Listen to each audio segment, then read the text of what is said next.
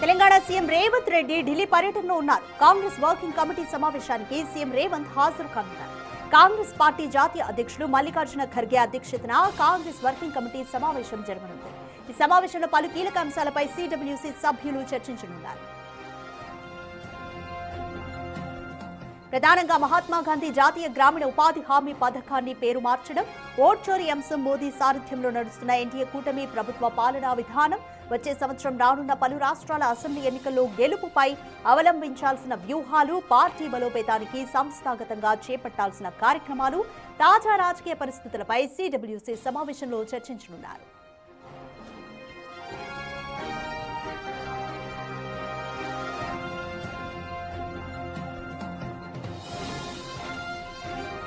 Right, more details మా ప్రతినిధి శివ అందిస్తారు. రైట్ శివ, సిడబ్ల్యూసీ సమావేశం కోసం ఇప్పటికే ముఖ్యమంత్రి రేవంత్ రెడ్డి ఢిల్లీకి చేరుకున్నారు. ప్రముఖులు ఇంకా ఎవరెవరు హాజరు కాబోతున్నారు, ఎటువంటి అంశాలపైన ఫోకస్ చేయబోతున్నారు?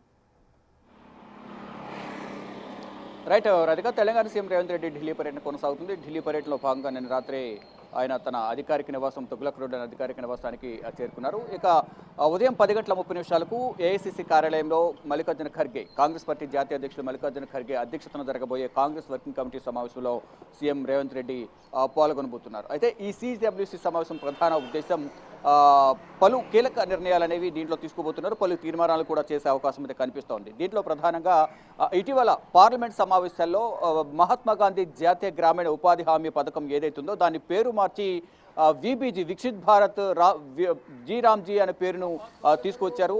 దాని పేరు మార్చడం పట్ల ప్రతిపక్ష పార్టీలకు అన్ని కూడా తీవ్రంగా వ్యతిరేకిస్తున్నాయి. మరి ముఖ్యంగా కాంగ్రెస్ పార్టీ వ్యతిరేకిస్తుంది. దానిలో భాగంగా దీనిపై ప్రధానంగా ఒక నిర్ణయం తీసుకునే అవకాశం ఉంది. దానిపై ఒక తీర్మానం కూడా చేసే అవకాశం కనిపిస్తోంది. అంటే అధికారం లేకపోయినప్పటికీ కూడా ఆ పేరు మార్చాలని అనేది ప్రధానంగా వారు చెప్తున్నారు. మళ్ళీ కాంగ్రెస్ పార్టీ అధికారంలోకి వచ్చిన తర్వాత మహాత్మా గాంధీ జాతీయ గ్రామీణ ఉపాధి హామీ పథకం అదేవిధంగా కొనసాగే విధంగా కూడా చర్యలు తీసుకుంటామంటూ కూడా ఇప్పటికే పార్లమెంట్ వేదికగా కాంగ్రెస్ పార్టీ చెప్పింది. దానితో పాటు ఓట్ చోరీ అంశం, గత కొంతకాలంగా కూడా కాంగ్రెస్ పార్టీ ఈ ఓట్ చోరీ అంశాన్ని తెర మీదకి తీసుకొస్తుంది. దానిలో భాగంగా ఇటీవల బీహార్లో జరిగిన ఎన్నికలకు ముందు కూడా 16 రోజుల పాటు 21 జిల్లాల్లో 1300 కిలోమీటర్ల పైగా ఓటర్ అధికార యాత్రను రాహుల్ గాంధీ చేపట్టారు.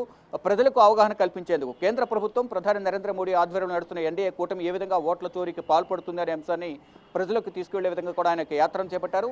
అది దేశవ్యాప్తంగా నిర్వహించాలి, దేశవ్యాప్తంగా ప్రజలందరిలో కూడా అవగాహన తీసుకుని వెళ్ళాలి, వారికి అవగాహన కల్పించాలనేది ప్రధానంగా కాంగ్రెస్ పార్టీ భావిస్తోంది. దానికి సంబంధించి కూడా ప్రధానంగా ఈ సమావేశంలో చర్చించే అవకాశం కనిపిస్తుంది. ఇక 2026లో రాబోతున్న అసెంబ్లీ ఎన్నికలు ఏవైతున్నాయో దాదాపు 5 రాష్ట్రాల అసెంబ్లీ ఎన్నికలు జరగబోతున్నాయి. అసెంబ్లీ ఎన్నికలు జరగబోయే రాష్ట్రాలు ఎటువంటి వ్యూహాలతో ముందుకు వెళ్ళాలి. ఇప్పటికే ఎస్ఐఆర్ అనేది, స్పెషల్ ఇంటెన్సివ్ రివిజన్ అనేది కేంద్ర ఎన్నికల సంఘం నిర్వహిస్తోంది. వివిధ కారణాలతో ఓట్లను తొలగిస్తున్నారు. అది అధికార పార్టీకి లబ్ధి చేకూర్చే విధంగా చేస్తుంది అనేది ప్రధానంగా విపక్ష పార్టీలన్నీ కూడా ఆరోపిస్తూ ఉన్నాయి. దానిలో భాగంగా ఎస్ఐఆర్ను వ్యతిరేకిస్తూ దానికి సంబంధించి నిర్ణయాలు, ఎటువంటి కార్యక్రమాలు చేపట్టాలి అనే అంశంపై కూడా ప్రధానంగా ఈ సిడబ్ల్యూసీ సమావేశంలో చర్చిస్తారు. మరోవైపు ఎన్డీఏ కూటమి మూడోసారి అధికారంలోకి వచ్చిన తర్వాత గతంలో ఎటువంటి కార్యక్రమాలు చేపట్టింది, ఇప్పుడు మూడోసారి అధికారంలోకి వచ్చిన తర్వాత ఎటువంటి కార్యక్రమాలు చేపడుతుంది, పాలనా విధానాలు ఏ విధంగా ఉన్నాయి, ప్రతిపక్ష పార్టీలను ఏ విధంగా నిర్వీర్యం చేస్తున్నాయి, దర్యాప్తు సంస్థలను వినియోగించుకుని ఏ విధంగా వారిపై భయభ్రాంతులకు గురి చేస్తున్నాయి అనే అంశాలపై కూడా ఈ సిడబ్ల్యూసీ సమావేశంలో చర్చిస్తారు.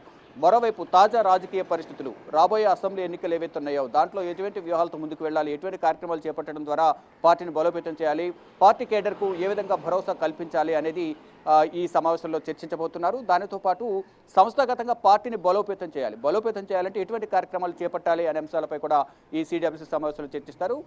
ప్రారంభోపన్యాసం మల్లికార్జున ఖర్గే, కాంగ్రెస్ పార్టీ జాతీయ అధ్యక్షులు మల్లికార్జున ఖర్గే ప్రారంభోపన్యాసం చేస్తారు. ఆయన తర్వాత ఇక కమిటీ సభ్యులు ఎవరైతే ఉన్నారో సిడబ్ల్యూసీ కమిటీకి సంబంధించిన సభ్యులు వారి అభిప్రాయాలు వ్యక్తపరుస్తారు. వివిధ రాష్ట్రాల నుంచి వారందరూ హాజరవుతారు కాబట్టి ఆ రాష్ట్రాల్లో ఉన్న పార్టీ పరిస్థితి ఏ విధంగా ఉంది, పార్టీని బలోపేతం చేయడానికి ఎటువంటి కార్యక్రమాలు చేపడుతున్నారు అనే అంశాలపై కూడా వారి అభిప్రాయాలను వెల్లడిస్తారు. ఇక కాంగ్రెస్ పాలిత రాష్ట్రాల ముఖ్యమంత్రులు, ఇటు తెలంగాణ సీఎం రేవంత్ రెడ్డి, మరోవైపు ఇటు కర్ణాటక సీఎం సిద్ధరామయ్య, హిమాచల్ ప్రదేశ్ సీఎం సుఖ్వీందర్ సింగ్ సుక్కు, వీరు ముగ్గురు కూడా సీఎం హోదాలో వారు ప్రత్యేక ఆహ్వానితులుగా హాజరవుతారు. మరోవైపు సిడబ్ల్యూసీ సభ్యులందరూ వీరందరూ కూడా హాజరవుతారు. తెలుగు రాష్ట్రాల నుంచి Right.